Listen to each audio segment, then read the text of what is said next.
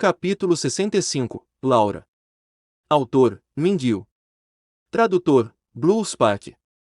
Revisor, Loliveira 3. Isso era o que o grupo mercenário imortal costumava fazer. Eles matavam os aldeões e os transformavam em seu exército de mortos-vivos para que eles pudessem atacar seu alvo. Embora fossem mortos-vivos de baixo nível, seus ataques não eram fracos. Mesmo o poder de um morto-vivo comum não era pequeno, além de não terem medo de morrer, nem de sentir dor. Ninguém estava disposto a encontrar tais oponentes. No continente, o Clomark tinha uma reputação de grande força, portanto, em circunstâncias normais, ninguém ousaria colocar as mãos em sua caravana. Então, depois de tanto tempo, eles naturalmente se tornariam mais negligentes, e agora cada caravana estava enviando menos pessoas para protegê-la. Desta vez, o Clomark estava mandando alguém para a Fortaleza Montenegro para conduzir uma tradução secreta com uma figura misteriosa. Esta transação foi para o orbe de necromancia. O orbe de necromancia foi encontrado por um ladrão em um túmulo antigo.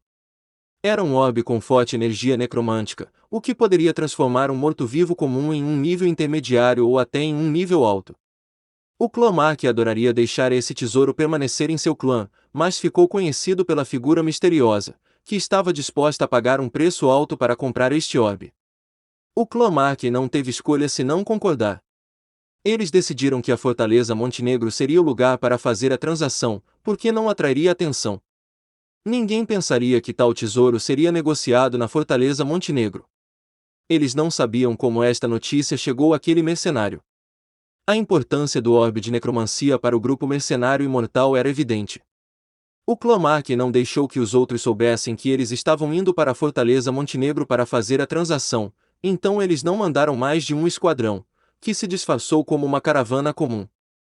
Eles haviam divulgado informações de que a transação para o orbe estaria localizada em outro lugar, então eles pensaram que estavam seguros, até que o grupo mercenário imortal os deteve. Não só os 8 magos negros do grupo mercenário imortal comandaram um exército de mortos-vivos, eles também usaram magia negra ocasionalmente para atacar a caravana do Clomark, dando-lhes muita pressão. É claro que o Clomark não enviou mercenários comuns para proteger o orbe de necromancia. Eles enviaram especialistas. Mas esses especialistas não conseguiam lidar com os ataques de todos esses mortos-vivos, além dos ataques de magia negra do grupo mercenário, tornando-os infelizes. Laura estava de pé na carruagem, com as mãos segurando uma caixa de madeira. A caixa não era muito grande, apenas cerca de 20 centímetros cúbicos ou mais, e parecia não pesar muito, já que ela carregava sem esforço. Laura Mark foi a segunda filha de um mago chamado Kevin Mark. Aos 40 anos de idade, o velho mago finalmente atingiu o 6º nível. Sua velocidade de cultivo não era lenta, mas definitivamente não era rápida. Ele preferia estudar magia e tinha pouco interesse nos negócios. O Clomark era um famoso clã especializado em negócios no continente. Eles não davam muita atenção a seus herdeiros que praticavam magia ou ki de batalha, e, em vez disso, se concentravam mais naqueles com capacidade de negócios, motivo pelo qual Kevin era um tanto embaraçoso para o clã. Só o melhor do carro zero. Saia de carro novo com localiza meu. E não se preocupe com mais nada. No entanto, Kevin teve uma boa filha chamada Laura. Laura tinha apenas 17 anos, mas era um gênio famoso no continente.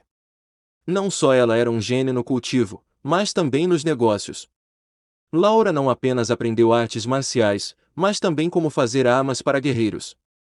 Isso era ainda mais difícil do que praticar habilidades de combate, que já eram exigentes para os cultivadores. Laura não apenas era uma guerreira do 6º nível, mas também era boa em fazer lanças, escudos de torre, arcos de cavalaria, facões e outras armas. Sua força era muito forte, mas você não seria capaz de perceber pela aparência dela. Pele branca e delicada como a neve, uma cabeça com cabelos dourados ondulado e um par de olhos azuis escuros. Junto com sua ilustre experiência familiar e força poderosa no ki de batalha, ela foi admirada por muitos homens. Mas o que mais se falava era sua genialidade nos negócios. Em uma idade muito jovem, ela já estava ajudando seu pai com alguns assuntos de negócios. Para tal gênio, a pessoa comum não podia nem se levantar de ciúmes, porque ela era boa demais. Se alguém fosse um pouco melhor que você, é claro que você teria inveja dele. Mas se ele fosse muito melhor do que você, tanto que ele estava além do seu alcance, você não podia se dar ao luxo de levantar seu ciúme. No clã Mark, os herdeiros da família administravam negócios em diferentes áreas. O patriarca então verá quem foi o melhor em administrar seus negócios e torná-lo mais lucrativo. Todo mundo sabia que Kevin não tinha capacidade de fazer negócios, então o patriarca nem o considerou como parte da competição. Mas desde que Laura ajudou Kevin a gerenciar seus negócios, seus ganhos aumentaram a cada ano, e agora não era pior do que os outros herdeiros da família. A parte de Kevin nos negócios do clã estava concentrada principalmente no Ducado de Purcell, então desta vez a transação foi colocada nas mãos de Kevin, e é claro que seria Laura quem finalizaria o acordo. Laura não tinha ideia de como tudo o que eles arranjaram se tornou em vão quando aquele grupo de mercenários chegou, mas ela temia que desta vez fosse realmente perigoso. Embora Laura fosse uma guerreira do 6º nível, até agora ela nunca participou de uma batalha real. Sua força era boa, mas ela era um pouco pior do que um mercenário comum em uma briga. Além disso, eles estavam cercados pelos mortos-vivos. Mesmo que ela quisesse correr, ela não podia. Esta foi a primeira vez que Laura se sentiu tão desesperada. A morte estava chegando. Ela mordeu os lábios com força até que houvesse saído sangue vermelho vivo. E então seu último fragmento de esperança foi distribuído quando, atrás do exército de mortos-vivos, apareceu outro grande número de mortos-vivos.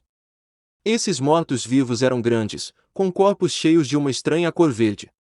O rosto de Laura empalideceu. Ela sabia que ia morrer. No entanto, ela não entrou em colapso, mas em vez disso despertou um espírito de luta em seu coração. Em desespero, muitas vezes haveria dois tipos de reações.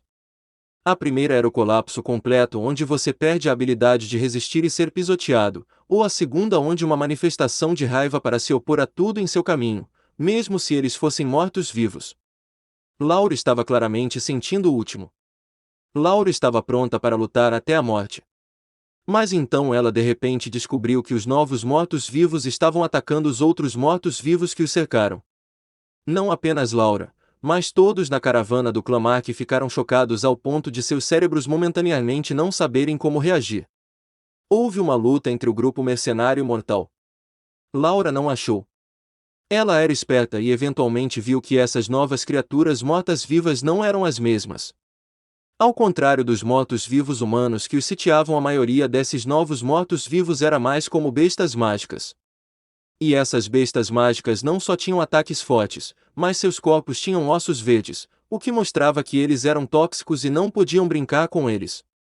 Os mortos-vivos verdes estavam chegando em um fluxo constante, com um número total chegando a mais de 1000. Infelizmente, isso foi menos da metade dos mortos-vivos que os sitiavam. Mas Laura estava olhando em volta porque acreditava que as pessoas que convocaram esses mortos-vivos logo estariam aqui para ajudá-los. Laura olhou atentamente para a encosta e encontrou 4 pessoas montadas no morto-vivo. 2 deles estavam de pé. Um usava uma armadura de corpo inteiro, enquanto o outro usava um robe de mago. Os outros 2 estavam sentados no morto-vivo como se fosse natural. Um deles estava vestido com um robe de mago negro, e o outro que estava sentado ao lado do mago negro usava uma roupa de empregada. De repente, a luz negra foi atirada diretamente para essas 4 pessoas. O rosto de Laura mudou. Ela sabia que o grupo mercenário estava atacando esses, e ela não pôde deixar de gritar: "Cuidado!". No entanto, ela não percebeu que estava muito longe daquelas pessoas, então eles não podiam ouvir o que ela estava gritando. E este é o fim do capítulo. Espero que tenha gostado. Não deixe de clicar em gostei, se inscrever, comentar e compartilhar. Isso é muito importante. Nos acompanhe também pelo nosso podcast no Castbox e Spotify. Os links estão na descrição. Um grande abraço e fiquem todos com Deus.